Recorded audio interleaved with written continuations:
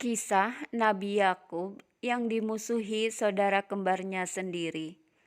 Assalamualaikum warahmatullahi wabarakatuh. Hubungan Nabi Yakub dan saudaranya tidak harmonis. Nabi Yakub adalah putra dari Nabi Ishak bin Ibrahim, sedang ibunya adalah anak saudara dari Nabi Ibrahim, bernama Rifqah binti Azar. Ia adalah saudara kembar dari putra Ishak yang kedua, yang bernama Ishu.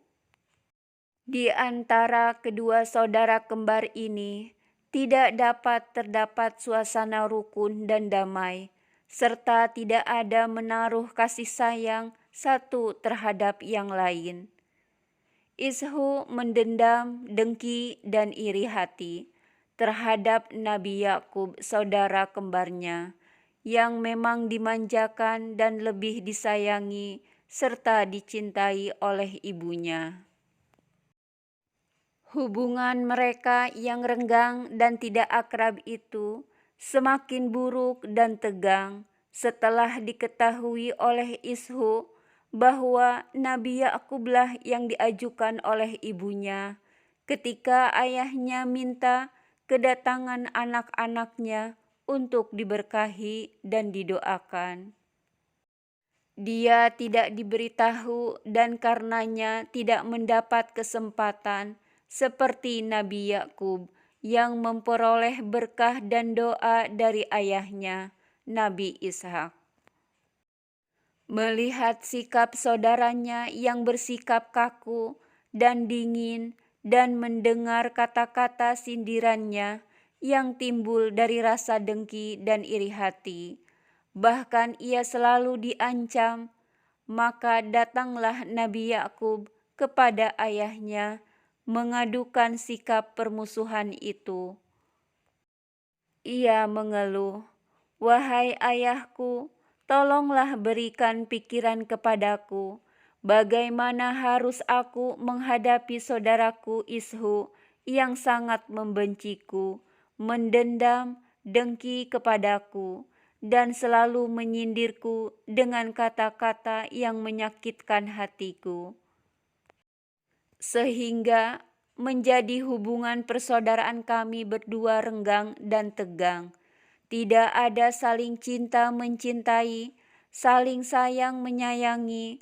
Dia marah karena ayah memberkahi dan hanya mendoakan aku agar aku memperoleh keturunan soleh, rejeki yang mudah dan kehidupan yang makmur serta kemewahan. Ia menyombongkan diri dengan kedua orang istrinya dari suku Kanaan dan mengancam anak-anaknya dari kedua istri itu akan menjadi saingan berat bagi anak-anakku kelak di dalam pencarian dan penghidupan dan macam-macam ancaman lain yang mencemaskan dan menyesakkan hatiku. Tolonglah ayah, berikan aku pikiran bagaimana aku dapat mengatasi masalah ini serta mengatasinya dengan cara kekeluargaan." Nabi Ishak yang memang sudah merasa kesal hati melihat hubungan kedua putranya yang makin hari makin meruncing. Berkata Nabi Ishak, "Wahai anakku, karena usiaku yang sudah lanjut, aku tidak dapat menengahi kamu berdua. Ubanku sudah menutupi seluruh kepalaku, badanku sudah membungkuk, raut mukaku sudah kisut berkerut, dan aku sudah berada di ambang pintu perpisahan dari kamu dan meninggalkan dunia fana ini. Aku khawatir bila aku sudah menutup usia, gangguan saudaramu Ishu kepadamu akan makin meningkat dan ia secara terbuka akan memusuhimu, berusaha mencari kecelakaanmu dan kebinasaanmu.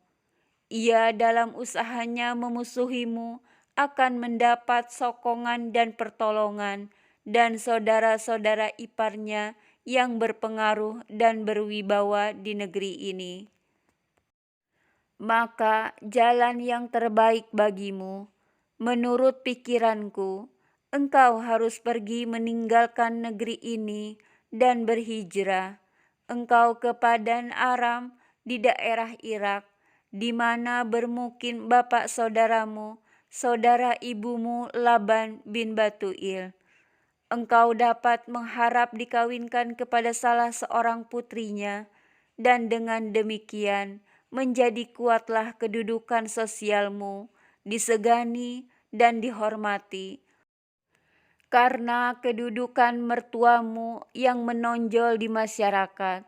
Pergilah engkau ke sana dengan iringan doaku. Semoga Allah memberkahi perjalananmu, memberi rejeki murah dan mudah, serta kehidupan yang tenang dan tentram.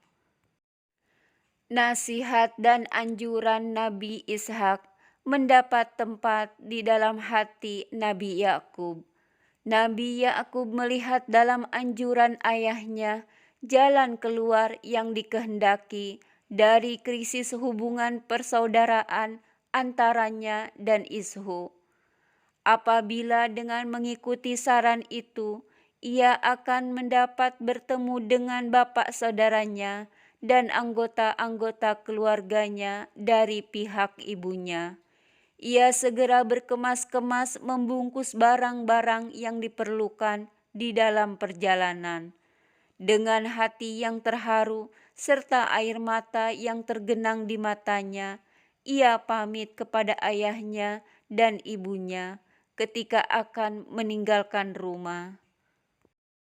Dengan melalui jalan pasir dan sahara yang luas, dengan panas mataharinya yang terik dan angin samumnya yang panas yang membakar kulit, Nabi Yakub meneruskan perjalanan seorang diri menuju ke Padan Aram, di mana bapak saudaranya Laban tinggal.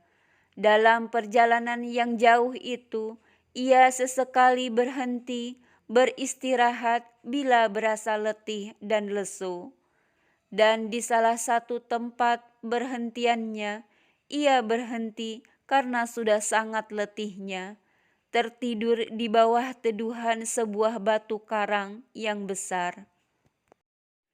Dalam tidurnya yang nyenyak, ia mendapat mimpi, ia dikaruniakan rejeki luas, penghidupan yang aman, damai, keluarga dan anak cucu yang soleh dan bakti, serta kerajaan yang besar dan makmur.